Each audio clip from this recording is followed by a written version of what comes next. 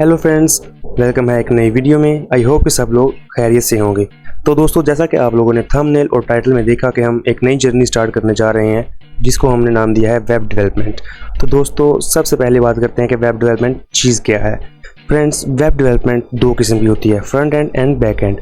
मिसाल के तौर पर हम क्रोम ओपन करते हैं और हमें जो इंटरफेस देखने को मिलता है इसको हम फ्रंट एंड कहते हैं, एंड जो इसके पीछे कोडिंग की गई है उसको हम बैक एंड कहते हैं। सो फ्रेंड्स, इस जर्नी में हम सीखेंगे कि फ्रंट एंड किस तरह से तैयार किया जाता है, उसमें कौन कौन सी लैंग्वेजेस इस्तेमाल की जाती हैं। सो दोस्तों, सबसे पहले बात करते हैं कि वेब डेवलपमेंट के फ्रंट एंड में कौन कौन सी लैंग्वेजेस इस्तेमाल की जाती हैं। फ्रेंड्स, फ्रंट एंड में सबसे पहले HTML यूज़ होती है, उसके बाद CSS एंड देन जावास्क्रिप्ट इस्तेमाल होती है। HTML का फंक्शन होता है किसी भी वेबसाइट का स्ट्रक्चर तैयार करना, यानी मिसाल के तौर पर हम बात कर लेते हैं, हमें घर बनाना है, उसका एक ढांचा तैयार किया जाता है, उस ढांचे को हम HTML कह सकते हैं वेब डेवलपमेंट की लैंग्वेज में। एंड देन उसके बाद उस ढांचे को जब हम कोई अपीयरेंस लुक देने की सोचते हैं, यानी कि हम उसकी कलर्स डिसाइड करते हैं, उसका डिज़ाइन सेलेक्ट करते हैं, वो हम CSS की मदद से करते हैं। एंड देन जब हम उस घर में चीज़ें इंस्टॉल करते हैं, उसके फंक्शंस की बात करते हैं कि इस बटन को दबाने से ये चीज़ ऑन होती है या ऑफ होती है, वो हमारा काम किसी भी वेबसाइट के ऊपर जावास्क्रिप्ट का होता है।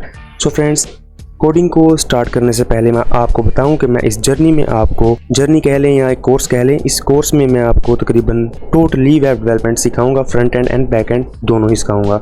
सबसे पहले हम फ्रंट एंड सीखेंगे, प्रैक्टिस करेंगे, इसके प्रोजेक्ट तैयार करेंगे अपने लिए, एंड देन उसके बाद जब हम एक्सपर्ट होंगे फिर हम बैक एंड पे जाएंगे। सबसे पहले आपको बताऊँ कि कोडिंग स्टार्ट करने के लिए हमें किसी कोड एडिटर की ज़रूरत पड़ेगी। मैं आपको सजेस्ट करूँगा कि VS कोड आपको माइक्रोसॉफ्ट स्टोर से भी एंड क्रोम से भी अवेलेबल है, इजीली डाउनलोड कर सकते हैं।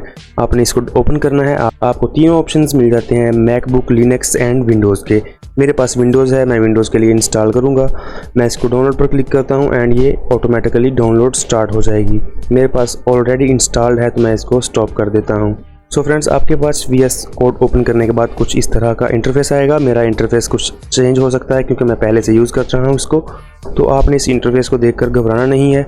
इसको हम स्टार्ट करेंगे आपको बेसिक से लेकर एडवांस तक।